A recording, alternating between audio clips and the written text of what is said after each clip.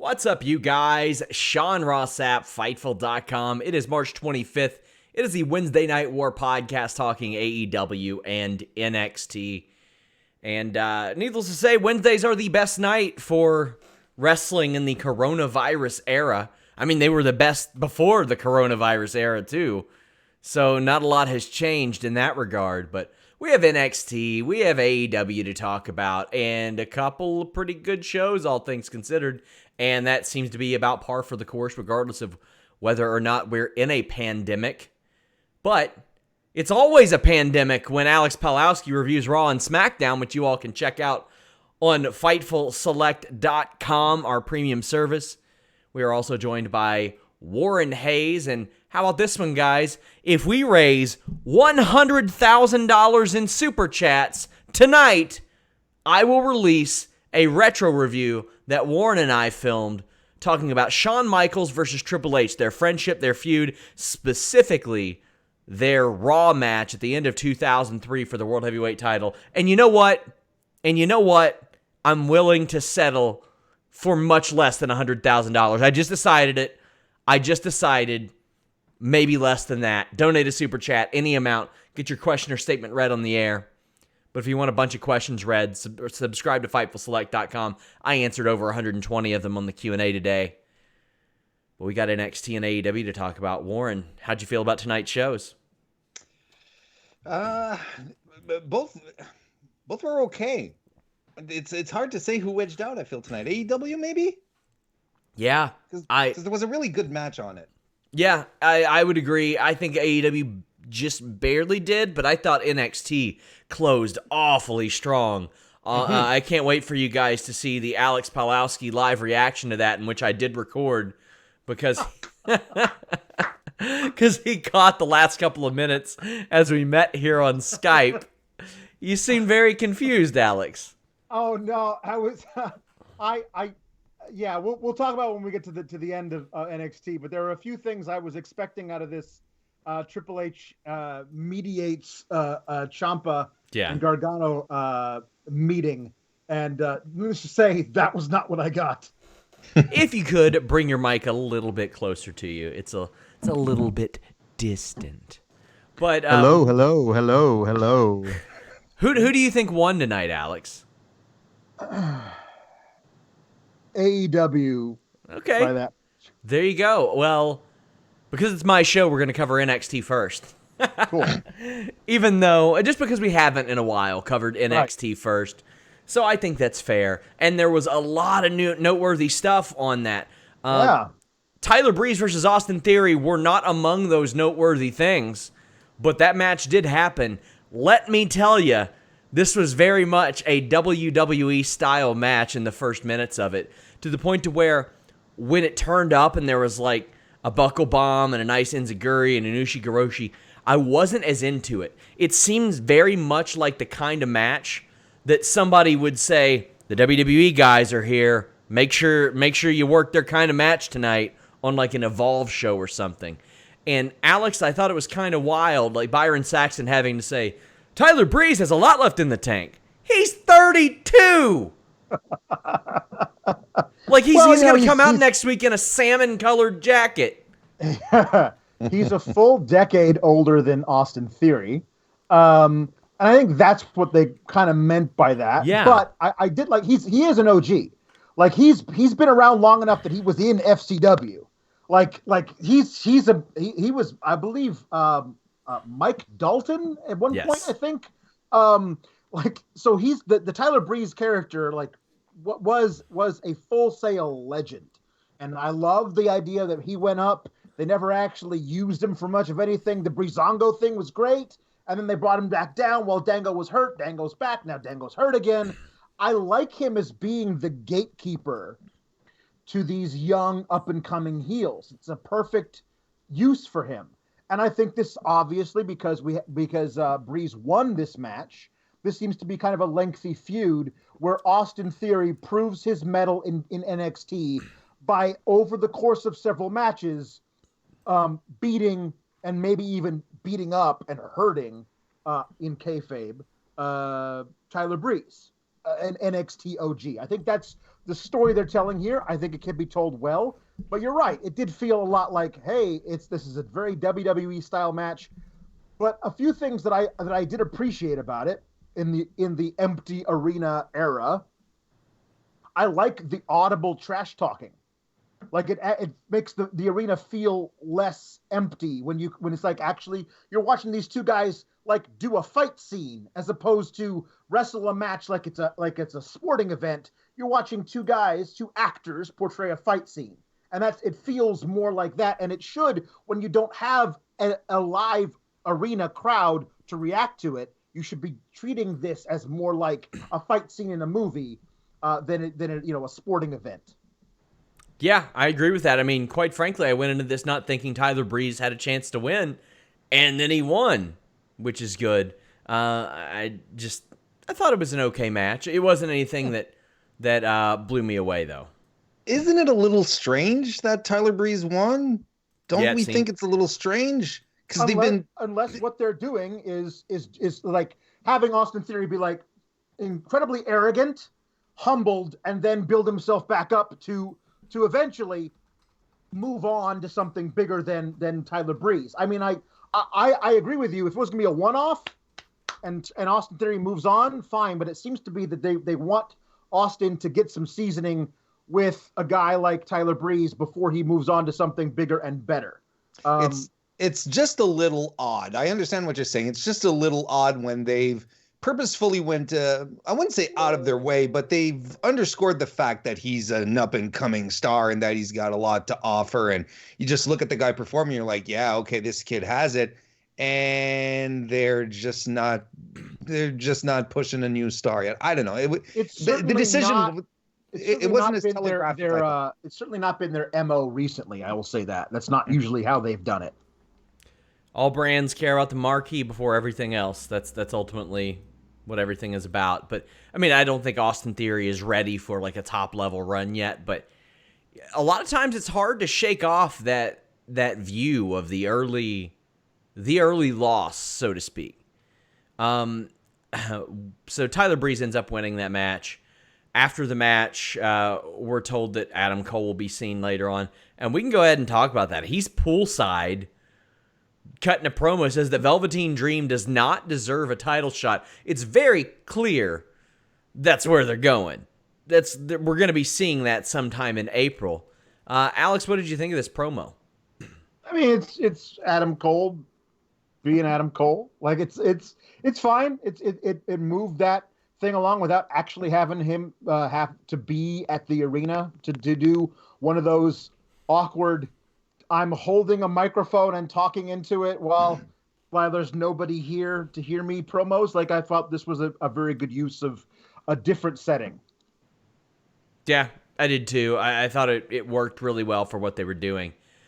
Next up, we see Killian Dane against Tahuti Miles, who's wearing overalls, always a great gear choice. This is a Killian Dane victory, is what this is. Yeah. Tahuti Miles wearing camo overalls with the one strap not connected and dangling. Do either of you guys remember the No Limit Soldiers with Master P? Boy, do I ever. Swole, 4x4, BA, which was Brad Armstrong. I remember them. Oh, man. This guy looks straight out of the No Limit Soldiers, the hair and everything. I thought maybe he should change his name to Hootie Hoo Miles. That's actually more indicative. But no, obviously this is Killian Dane picking up the victory. They're prepping him for something? ? You never can tell with these mid-card guys in NXT. Like, it could be something, or he could start losing matches next week. Honestly, I don't know. What? It's like, okay, whatever. At least they put on an original match. So yeah. I could do a lot worse. Cameron Grimes defeating Tony Nese was another original match. Warren, I'll let you take the lead here.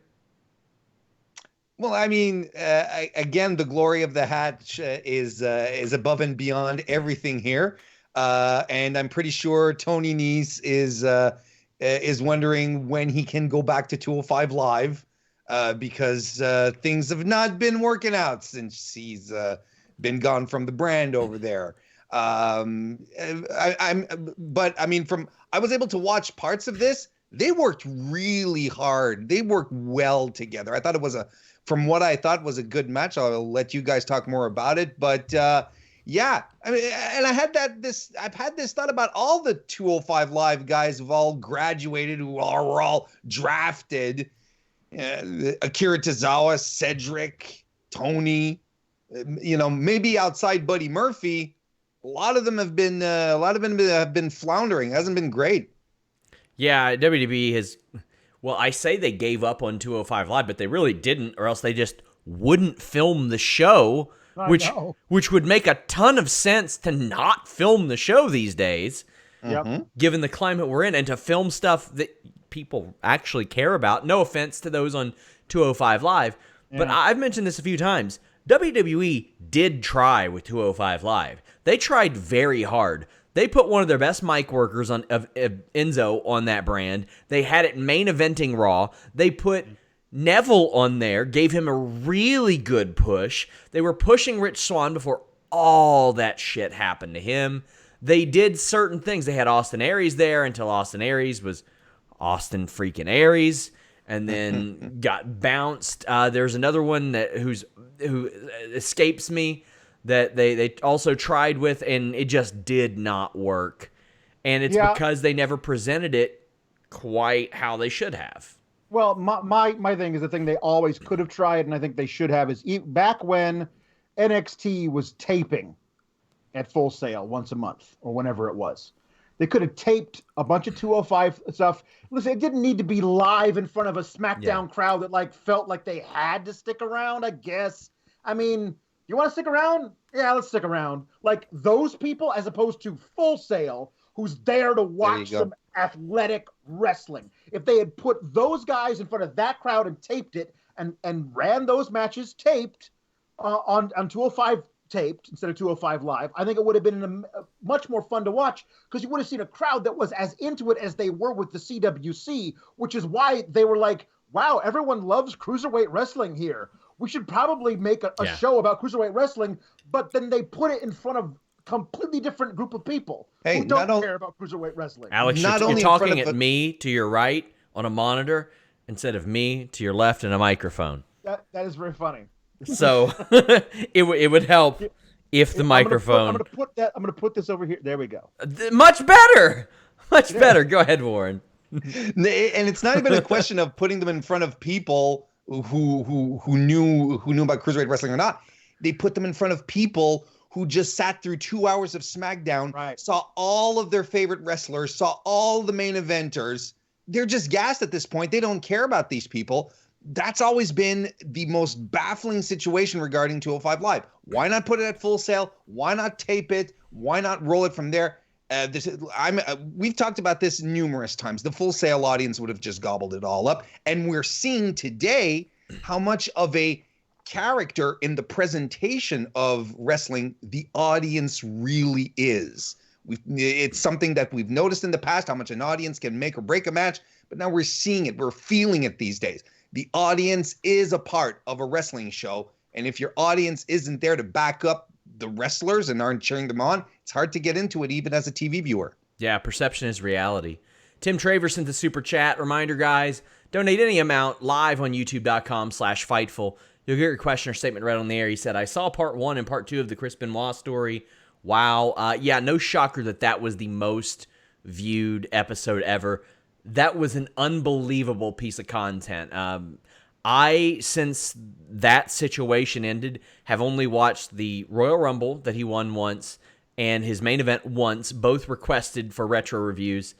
Other than that, that is the most content I've watched, and Chavo Guerrero helped produce that. I don't know if a lot of people know that, but fantastic job from them. And we'll talk more about Chris Jericho later, but you hear stories about Chris Jericho kind of being an ass here and there. He also does some pretty cool things for people, too. Like, on almost any GoFundMe you see for a wrestler, you'll see something that says, like, Chris Irvine donated $5,000 or something like that. And him putting Chris Benoit's son in touch with Nancy Benoit's sister was a really great thing.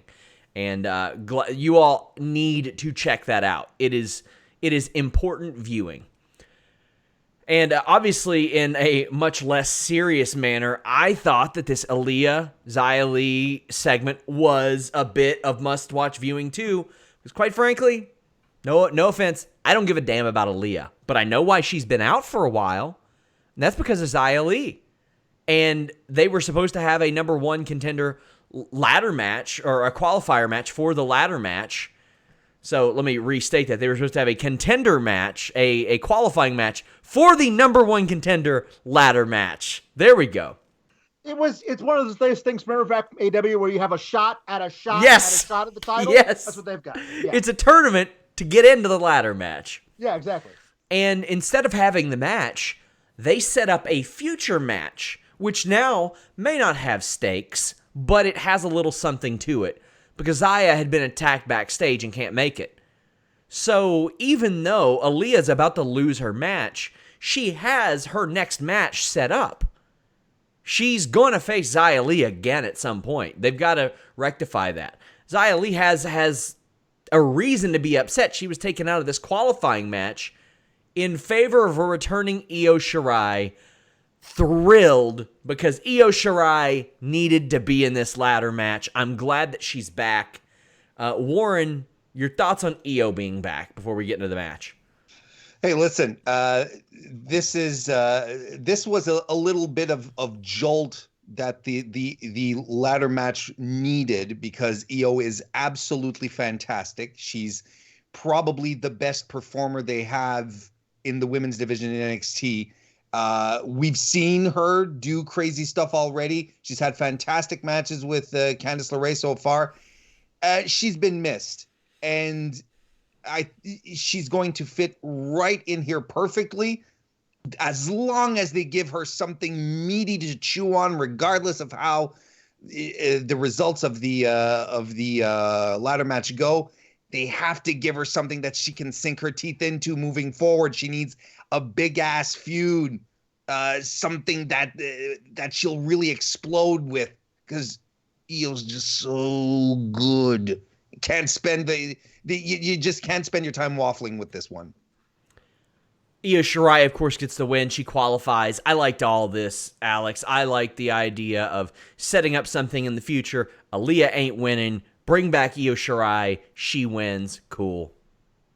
Yes, I agree with all of that. Io Shirai is so happy that she's back. She's winning that ladder match so hard. It's going to be awesome. I certainly, she's now my pick to win that match. They have since announced that the final spot in the ladder match will be obtained via a gauntlet match, competed in by all the losers of the qualifying matches so far. So it looks like, I'm assuming Dakota Kai comes out of that group. But, is Xia going to be in that? Because, I mean, they should Zaya's in that. Okay. Zaya's in that, and Aaliyah is also in that. So it looks like we're going to get, probably, I would start out the gauntlet match with those two in the ring. That's how I would start it, and then move on from there. But I would assume Dakota gets the victory in that match and moves on to the ladder match. Lee Lewis says, I'm loving the retro reviews. Best match at Mania 36. Hear me out. I won't say what'll be the best. I think Goldberg versus Roman Reigns could be very good now. I don't think it would have been live. But I think since they can Frankenstein that shit together in any way that they see, they could make that a 12-minute match now if they wanted. I don't think they should, but with the benefit of cinematography, prep 1, prep 2, cut 1, cut 2, take 2, all that shit, I think it could be very good. What are your all's thoughts on perhaps the best match? That's exactly my thought regarding AJ Styles versus Undertaker in a boneyard match. Good point. Man, like, if they decide to amp it up, like a House of Horrors plus, like if they really want to go all out with it and give us something completely absurd, mix that. I know a lot of people are making comparisons with the Vampiro Demon match that happened in WCW eons ago. but you give us something completely wild that Undertaker can just look like a badass and have the OC interfered. I have hopes that match could be just wonderfully ridiculous. In terms of in-ring work that doesn't require editing, and like, oh well, let's try and find a take of that doesn't look terrible, or spooky boneyards. I think that the actual best in-ring thing, the thing that I'm interested in seeing is Street Profits versus Andrade and Angel Garza. That should be very good. Like that's going to be just a clinic of amazing. Like even like Angelo Dawkins, I think is certainly the weak link of those four, but the way he works with Montez is great. Yeah. Hey, you know what? If the pants spot gets botched, they're gonna do that one over and over again until they get it right, Alex. That's right. That's for sure. That is true. Like I said, there's going to be some amazing documentary footage that emerges from these 2 weeks. Rob Wilkinson to Super Chat and says, I'm anxious for the reaction to the New Jack episode of Dark Side of the Ring next week. The newer fans who have never seen or heard about him, even I have New Jack stories. I didn't care about shoot interviews until I watched the Jeremy Borash produced Forever Hardcore documentary, which was like not necessarily a companion piece to the rise and fall of ECW, but it was released along with the non-WWE ECW stuff. And boy, it's available online, probably for free. Watch it, guys. It's crazy. Well, we also had a crazy sirloin beef sons of bitches brawl. That's very clearly where they're going with the North American title, Alex. Damian Priest, Dijakovic, Keith Lee, lots of flips, lots of meat just clapping up against each other. Big meaty men slapping meat. Slapping meat. As Big E refers to it. Slapping beef. If your local grocer has like the shelves empty, don't worry. NXT has you covered. Yep. Lots of beef. Grade A beef. Sirloin beef. Sons of bitches. I'm really into the possibilities that a triple threat between these three guys holds. And we've already seen what Lee and Dijakovic can do together by themselves. Adding Priest into it could be a lot of fun. I'm a sucker for a really good triple threat, and I probably like bad triple threats more than I like bad singles matches, just because there's always the opportunity for new things to happen. So yeah, I trust these three dudes immensely to put on a great show whenever we get this match. Well, I'm glad that you trust those three goons, as you were about to say. Yep. Danny Burch and Oni Lorcan defeated Shane Thorne and Brendan Vink, who are apparently a thing now. Yep. And it's weird because they didn't have Vink on NXT for a full year, even though he was working the loops. Mm-hmm. And then they would send him to Evolve, where he would always win. Then they're like, yeah, you know what? I think we're going to team him with Thorne and just have him lose on Raw and NXT. Warren, this is a little weird to me. Well, first of all, they decided to keep his wrestler name Vink. Like that's an aesthetic. That's a choice, first and foremost. And well, I guess they're pairing him up with Shane Thorne because they're Australians. Yes. Oh, of course. You know, might as well, because I guess, they're all used to the same time zones and whatnot. They can all, they can talk about Vegemite and things. They bonded over their love of Vegemite and the song from The Man Down Under. Yeah. Or The Land Down Under. Tiny Kangaroo Down the Land Down Under. Yeah, exactly. Land Down Under. Well, Oni Lorcan and Burch win this match. Yeah. Brendan Vink, if Brendan Vink was your real name, you'd change it. Nobody chooses the name Brendan Vink. Like Elliot Sexton is a fine name. That's his actual name. Brendan Frank. Not only did Ray Finkel change his name, he changed his entire goddamn gender because he had such a terrible name. So there's a precedence. If it's got an ink in there, I still think Shane Thorne had a lot of potential when he got hurt years ago when he was part of the Mighty. Mm-hmm.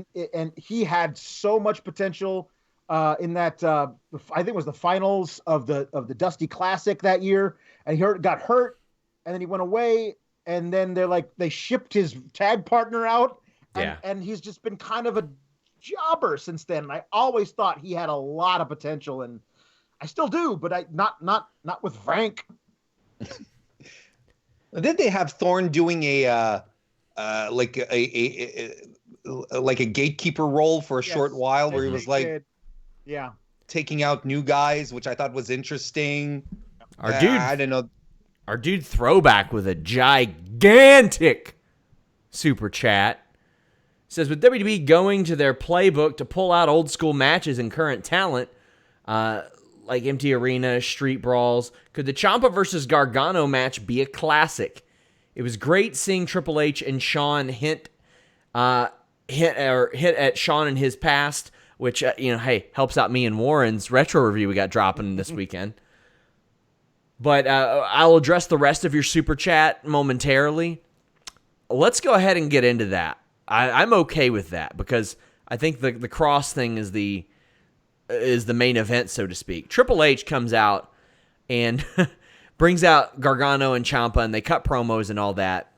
But the point of this is Triple H saying, this ends. Hey, kids, I'm going to let you all fight, but one of you is probably going to die. I'll get a ring. I'll get a ref. That's it. That's it, and it's going to end. The big thing that I reacted to is, well, first he says, this ends. You've said that NXT isn't big enough for the both of you. That's not true. It is. Unless you guys keep fighting after this match. I was like, I thought we were getting the loser leaves NXT match. They were really hinting at that. I mean, I don't want to see either of these guys misused terribly on the main roster, but that's the perfect ending to this feud. Yeah. Is a loser leaves town match. But the fact that we're not getting that, unless they're very bad boys and continue to fight after this match, is weird. But my biggest reaction is when Triple H says, I'm going to find a location and I'll text it to you guys. And you guys show up there, which is like, okay, cool. Where's that going to be? Who knows? Is it going to be that weird backyard where Lance Archer was murdering those hillbillies? That was awesome. Where's it gonna be? That was awesome. Where are they going to do it?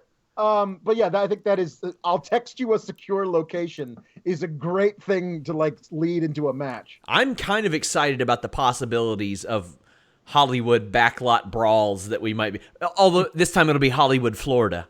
But yes. I mean, I'm excited that we'll get some stuff like this. I'm open to WWE trying these different things because of the situation we're in.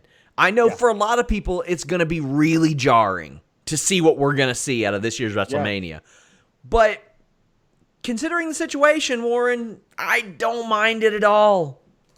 No, I don't either. And, this is another thing we've talked about before. WWE does its best work when its back is against the wall, and you couldn't have anything more back against the wall than having to produce WrestleMania with no one around to watch it. So, I'm trying to stay cautiously optimistic because I am seeing the possibilities, and I am going, oh my goodness. They have such a talented and devoted production crew. They have so many great people who can put together any kind of setup anywhere quickly, efficiently, make it look pro. There's a lot production wise that I feel they can pull off. Question is are they going to do it? Are they going to be game enough to try stuff out? And that's what I'm hoping for. Yeah. And I'm expecting it to a certain degree, but I'm being careful with my expectations. I'm very excited for the Gargano Ciampa match for the same reason that I am now excited for Reigns and Goldberg.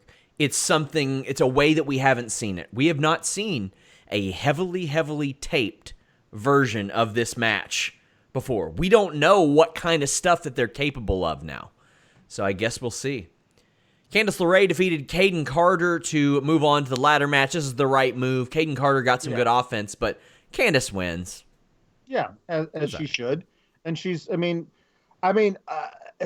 if, if the thing happens and Charlotte becomes NXT Women's Champion, Candice LeRae being her first person to go up against, I wouldn't mind that at all. Yeah. Mm-hmm.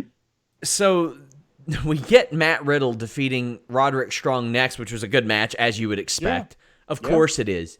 Largely inconsequential. But then at the end is the highlight of this, sort of.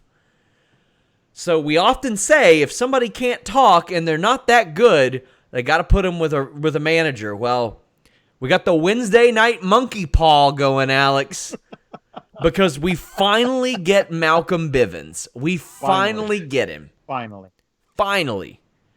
And, the promo was what it was. It was, But he is, he's debuting with Rinku Singh, who some people might know from The $1 Million Arm. He was the subject of that movie, one of the subjects, and was in the pirate system. And I think it's Sarav Gurjar. I'm pretty sure I'm mispronouncing that. Not great in the ring, these two fellas. Nope. But you know what? If they got Malcolm Bivens with them, they probably got a chance. We'll see how it goes. The beatdown was not great. No. But it was definitely not. But you know what? If it gets Bivens' face on TV, I'll see where it goes. Yeah, I want Bivens to be himself. And it does feel like he's doing a lot of like the Paul Ellering playbook of just like, we are here and you will reap the whirlwind. It feels like it's like that's not who Malcolm Bivens. That's not utilizing him to what he can do best. And I want to see him do that. He's funny and entertaining and convincing. Yeah. Yes. A few years ago, back when they actually returned my messages, I scheduled a run-in on the broadcast, the Matt Riddle broadcast, the week before Riddle was facing Tim Thatcher. And hey, nobody's going to accuse Tim Thatcher of being the most exciting promo or wrestler in the world, but they put him with Malcolm Bivens, and he was a great person on Evolve. Yeah. And Malcolm Bivens was able to do this entertaining promo while still hyping up the fact that they had a match the next week. He's really good. And the thing is, it's not a lost art, it's an abandoned art. WWE forced the abandonment of this art to the point to where you hear on this dark side of the ring, oh, it's a role that doesn't exist anymore, where they're talking about Nancy as a manager, and I'm like, well, it should. It should. It should. Warren, any thoughts on Malcolm Bivens, who got no pop coming out, by the way? I was going to underscore that. Yeah, no reaction at all. Killed the crowd. Completely dead. I think that's strike one for him. Mm-hmm. But strike two is coming out with that white shirt tucked in his pants. I'm not a fan of that. They hopefully he's put in a position where he can turn up the entertainment value, because that guy he's just too priceless to cut the very generic my tag team is better than your tag team promos. And he's being saddled with a very serious tag team. So I'm instantly getting Drake Maverick AOP vibes, you know? Yeah.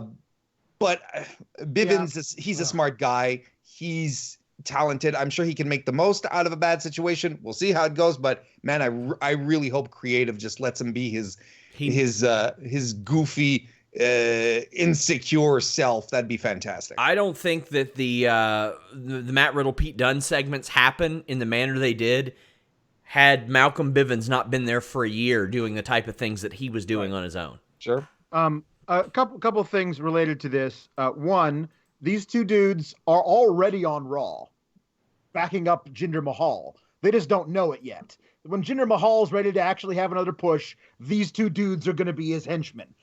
Whenever that happens, it's just a thing that's going to happen. As soon as Vince ever lays eyes on these guys, that's what's going to happen. The other thing is, WWE is really great about doing euphemisms for, as they say, what's happening in the world right now. And when they're like, Matt Riddle is here alone because his partner, Pete Dunne, due to circumstances, like they can just like wave a hand at a global deadly pandemic and be like, it's a thing that's going on generally. I feel like you could say it, You could say due to the coronavirus and travel restrictions, you could say that. You don't have to like talk about it, but you can mention it and not, Yeah, but WWE has never really mentioned its competition on air, Alex. Well, the end of the show featured the clock ticking away. It's Killer Kross. Throwback had asked Killer Kross it said Killer Kross being teased was great.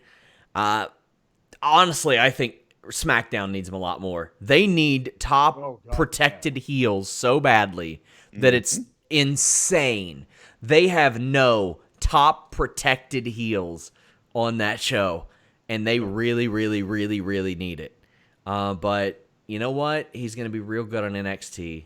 It is a very odd place to do like the that package where we see more of his face and the iconic taped white hands and have Triple H be like, what's going on? Who's like, dude, you run this place and you don't know who this is? That's a weird thing for him to like go, I'm very confused. Well, this is a company that announces matches without having contracts signed first, Alex. That's true. I'll also the placement of this promo seems to suggest that Killer Kross is getting involved in this Gargano and Ciampa feud, which would seem to prolong, like, I don't know. It's a weird, cool. Killer Kross is on NXT. Great. And this is a weird place to like do the whole he's here thing. Yeah. Well, if your package is in an odd place, BlueChew.com can help you out, especially in these hard times. How about you make them a little bit harder? And quite frankly, if you're using Viagra and Cialis, I'm just going to say it, you're a dumbass. Because you don't need to be going to the doctor's office. You don't need to be going to the pharmacy. You don't need to be leaving your houses in a time like this. Take it from the greatest dicksman in wrestling media. I have the most sponsored penis in wrestling media at this point.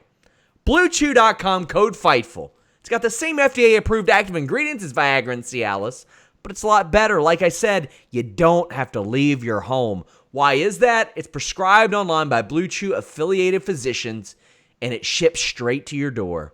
Discreetly. Advertising's not going to be all over the package, don't worry. But your package is going to be advertised heavily when your loved one runs out the door screaming, "Damn, that was good!" That's because Blue Chew is a chewable. It can get into your system a lot faster. So it's ready whenever the opportunity arises. Or if the opportunity's not there, you know what? You can make it arise on your own thanks to BlueChew.com. It gets into your system a lot faster. Full or empty stomach, doesn't matter. I know you all are eating those quarantine snacks all the time. Don't worry. BlueChew.com. Code Fightful has you covered. Like I said, get that first shipment free. Free. By using the code Fightful at BlueChew.com. Just pay $5 shipping. Free in this economy? I don't know how they're doing it. Wait, yeah, I do. It's because they know it's awesome and that you're going to come back. It's a good time. Hit them up at Blue Chew. It always helps us when you tag Blue Chew and you say, damn, you know what? I heard about the concept of good sex and erect penises from Sean Ross Sapp, Alex Pawlowski, and Warren Hayes on the Fightful podcast. Thank you for sponsoring them. Because, hey, they're the reason this podcast can happen.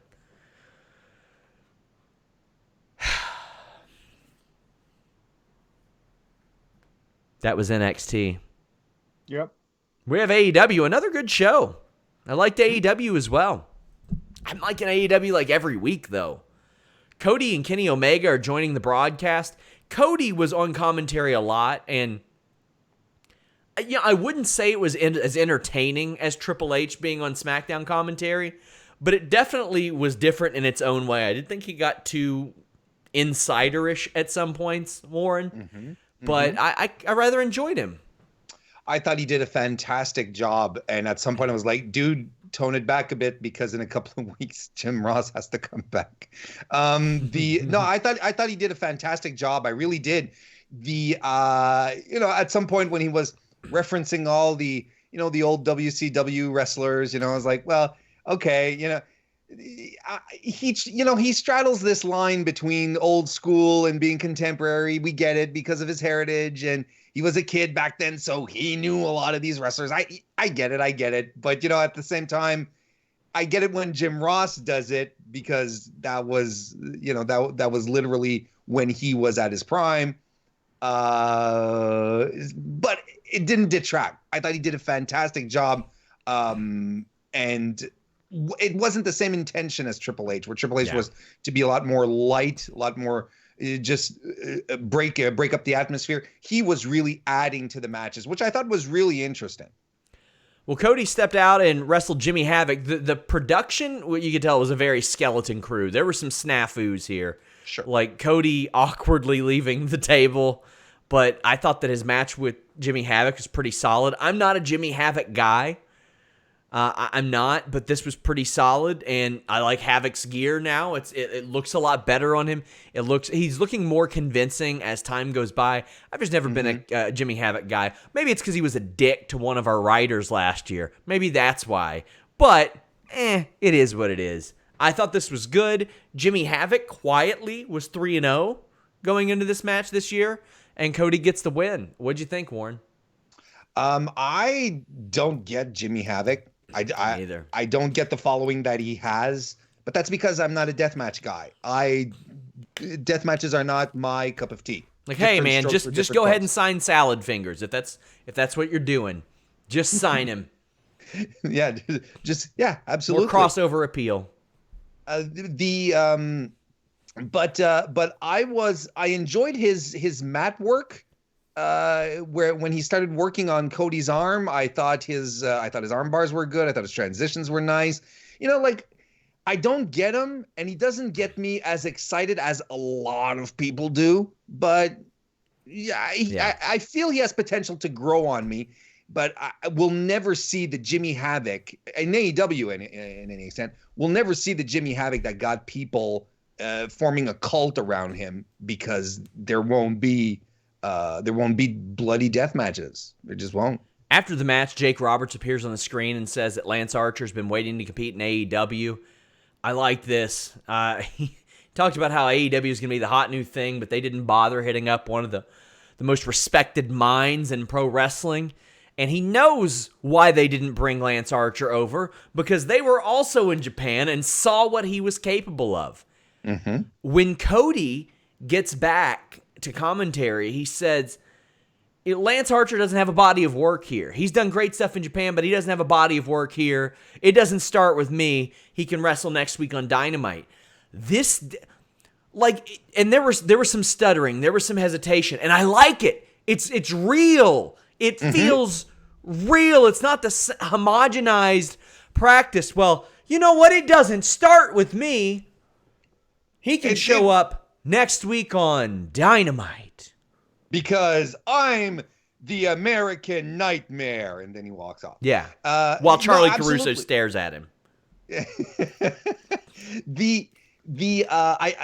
And Tony Schiavone, who was right there, he added into it. It was because Cody was tripping over his words, but that was fine. It wasn't anything where it's like, oh, he's screwing up his promo. He was just in the moment. And Tony even reemphasized that. It's like, man, you're getting worked up. I know it's just after a match, And Cody's like, yeah. But I love this. I love this from the segment with Jake Roberts, right down to that promo there.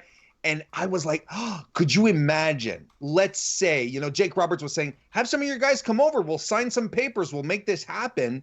Can you imagine, like, Cody and the Nightmare family heading over to Hillbilly Park from last week to meet up with Jake Roberts and Lance Archer in that environment? Roberts sitting in that rocking chair and having a nicely slick and nicely produced vignette just of them showing up and having these great moments. I'm kind of hoping they do that, because now it's something I want to see. I love this. It was perfect. And can you imagine? We're in 2020, and one of the best heels in the business right now is goddamn Jake Roberts, man. I love it. Amazing. I questioned when they brought him in. I've liked it so far. Mm-hmm. I also like Darby Allin and Kip Sabian. Darby Allin is a true success story on this brand. And Kip Sabian's going to be real good. Chris Sabian's going to be real good. I like the line from Cody on commentary where he talked about wrestling both of these guys. And he was like, listen, I know Darby Allin took me to the limit, but I had a harder time with Kip Sabian. He hits harder than Darby Allin. That's such a unique little way to put somebody over. Darby Allin gets the win, but it's so clear he's going to be something special there, Warren. You could argue that he already is. They're just waiting for the perfect moment to pull absolutely pull the trigger on him. You know, I love this match, and you know, it was about Kip Sabian wrestling a little strong. I thought, you know, like his headlocks were really nice and snug.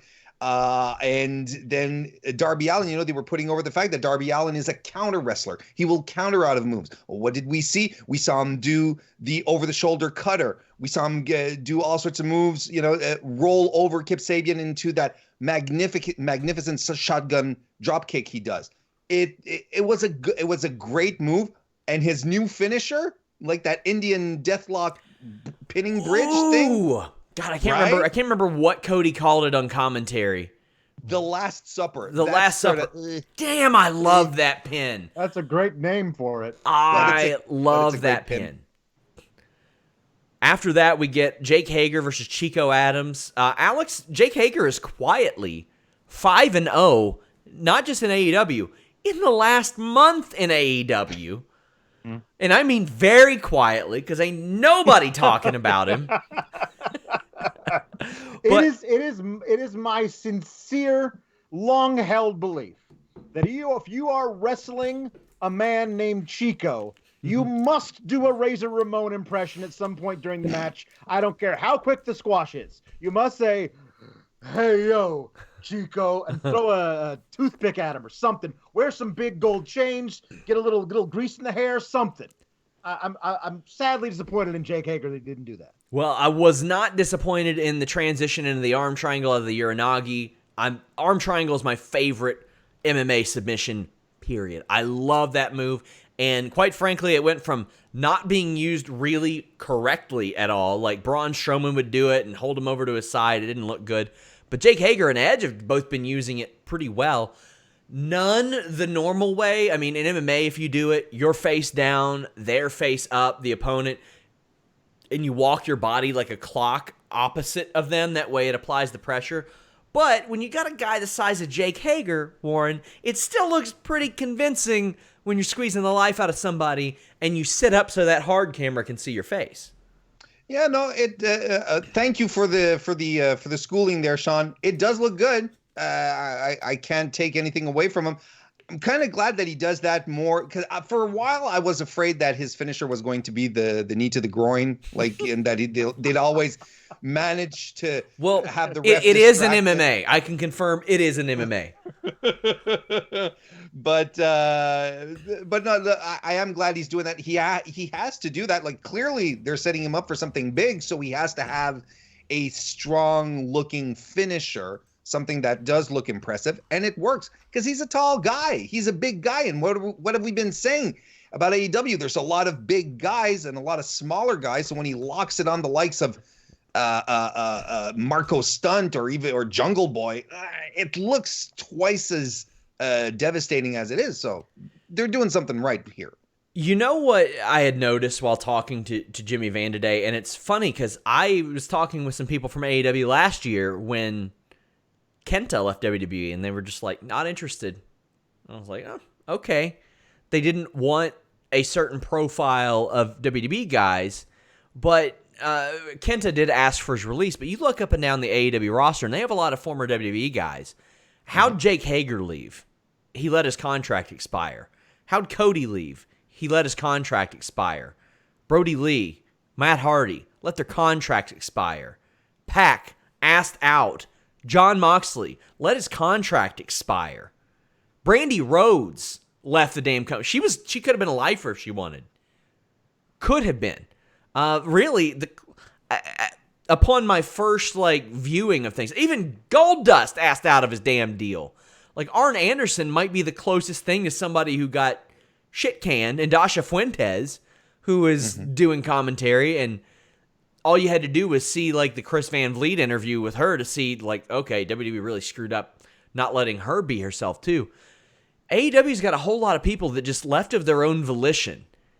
And I know that there's a lot of people that are like, oh my gosh, they've got a lot of disgruntled WWE guys. Well, yeah, because WWE disgruntles people.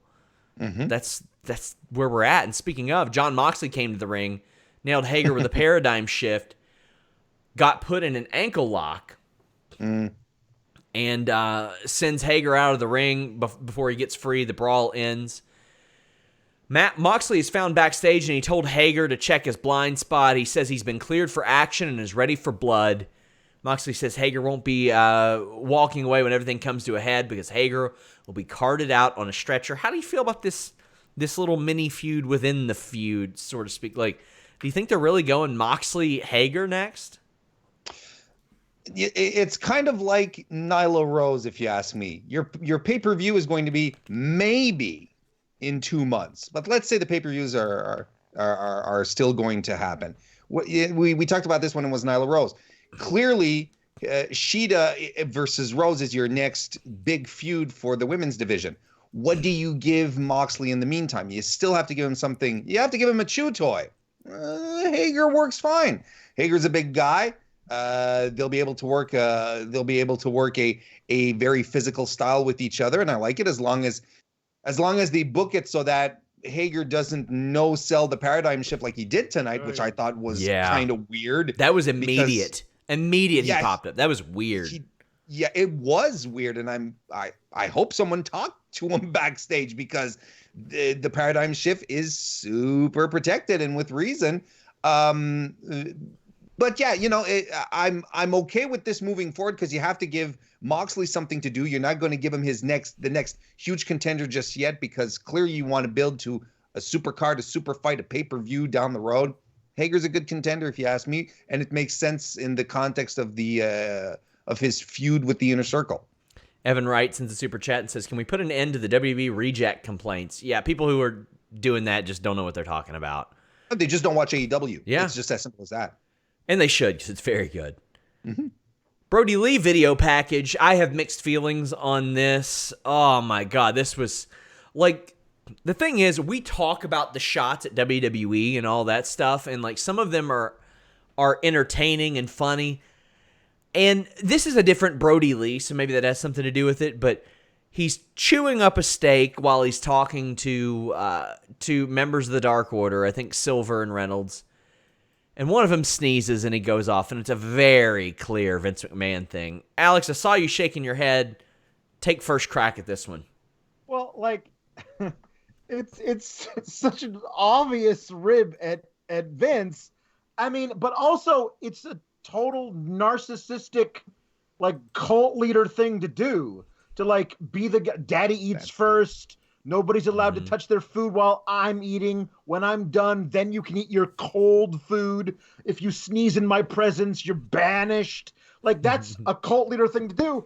Also, it's a thing that Vince McMahon does. Yes. I'm not equating those two things, but Brodie Lee might be. But, like, I do think that there was an opportunity for Brodie Lee to maybe present himself as looking different from Luke Harper.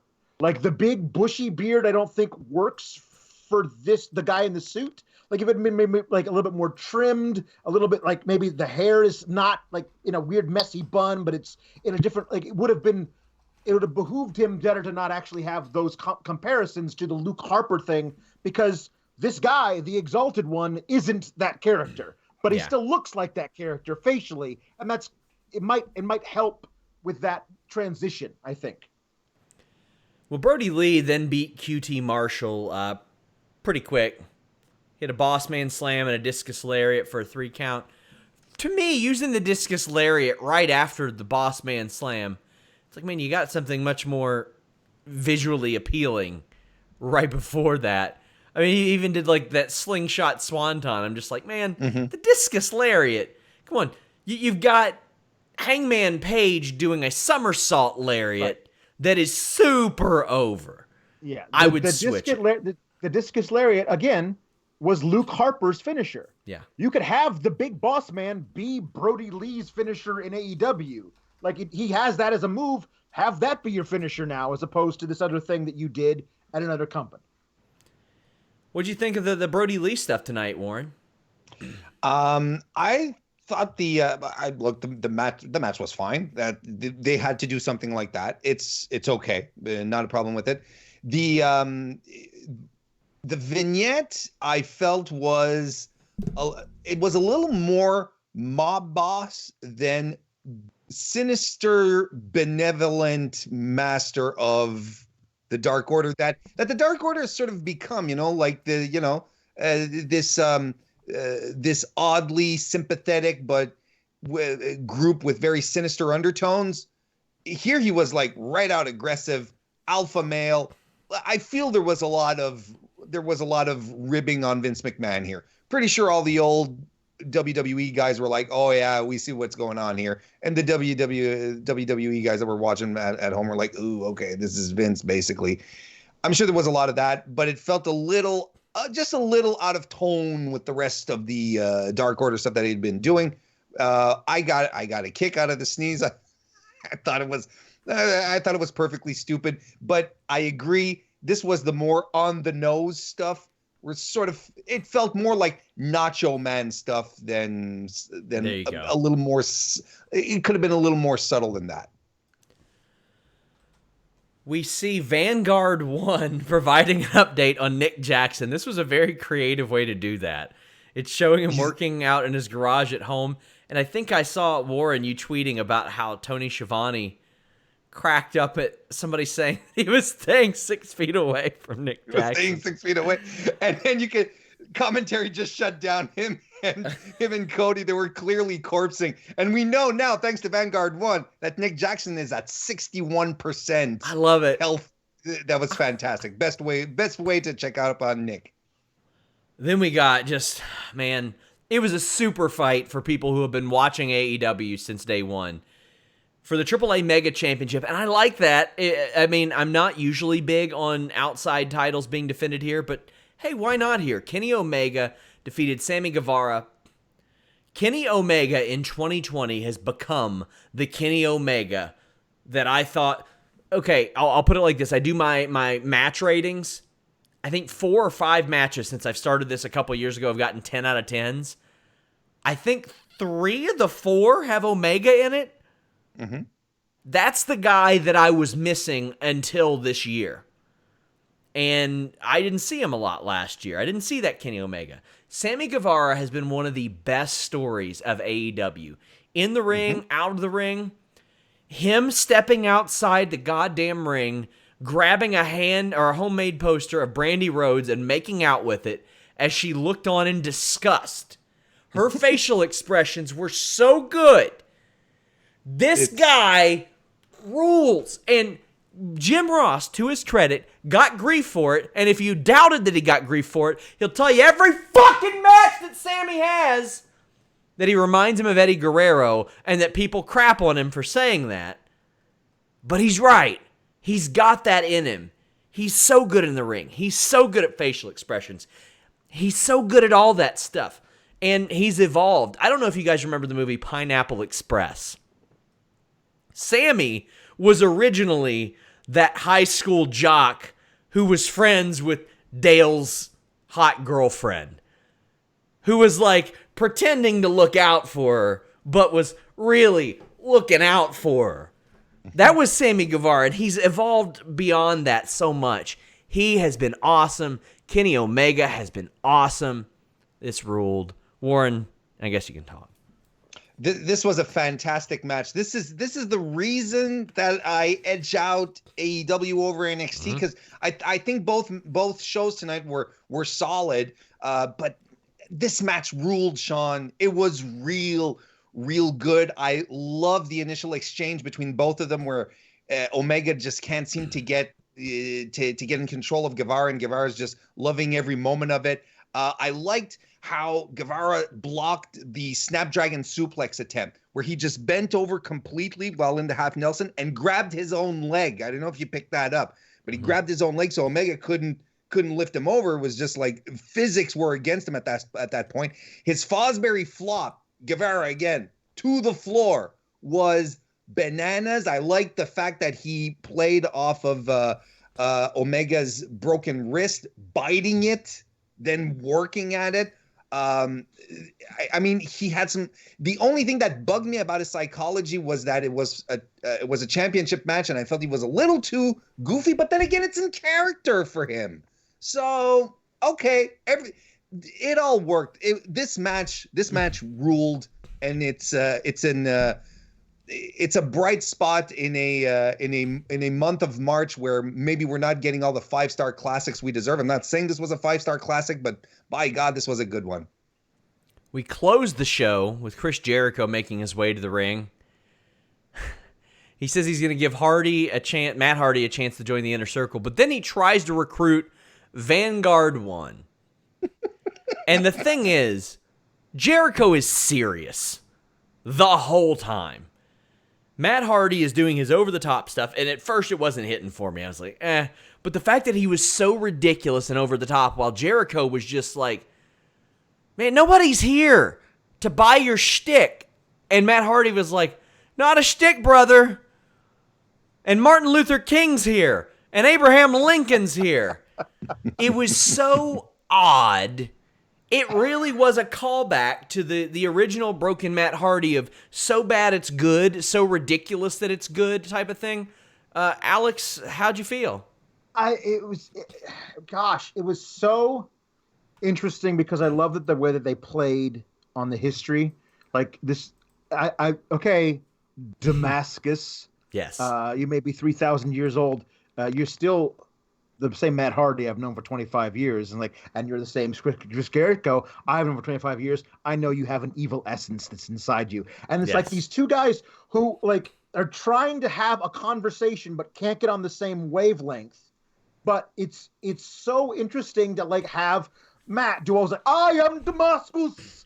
I was born 3,000. Okay, that's cool and everything, but will you join my clique of guys who like to beat up Cody Rhodes?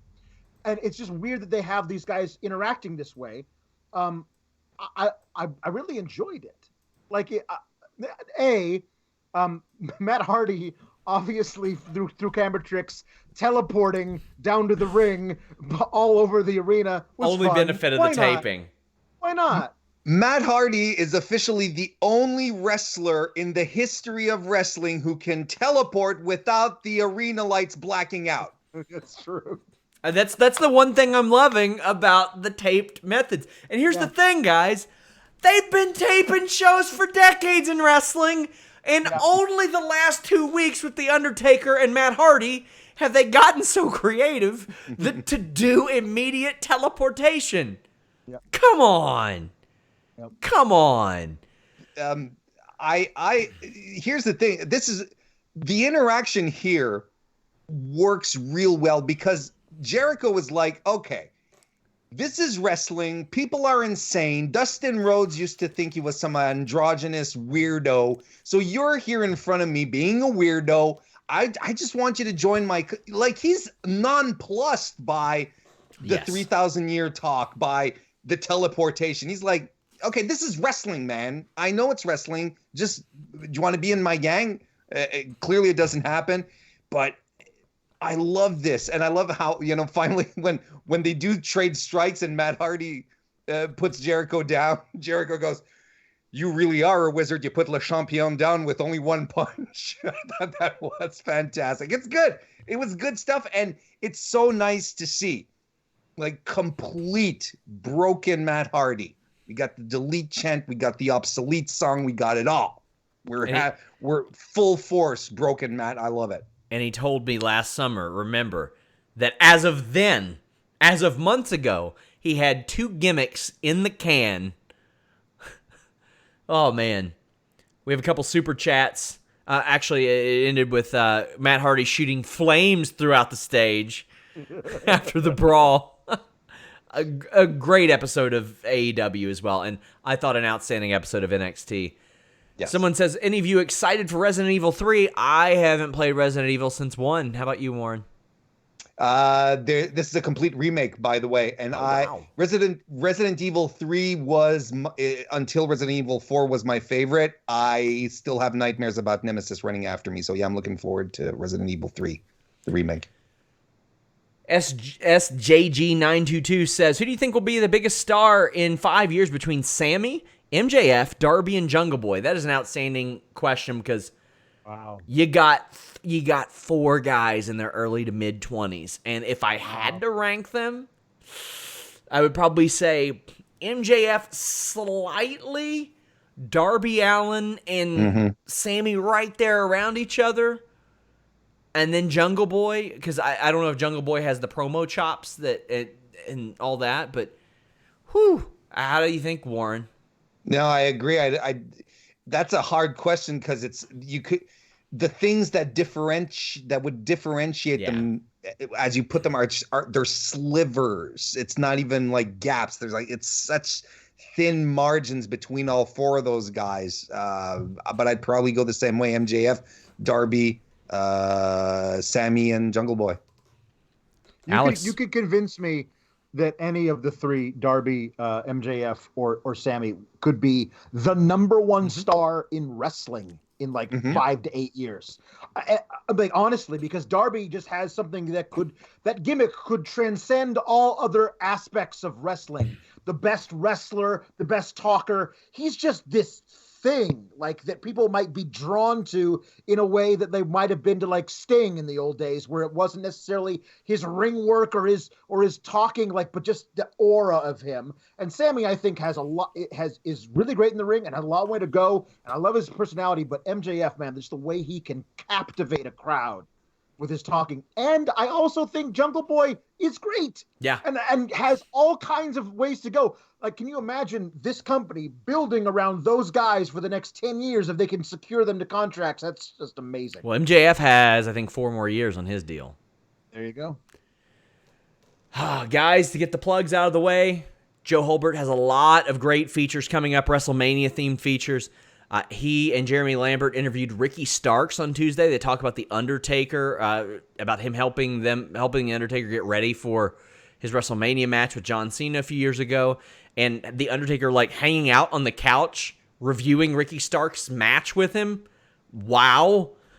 Check that out. They're doing a lot of podcasts on our off days. So lots of great stuff there. Jeremy Lambert does AEW Power Rankings every week.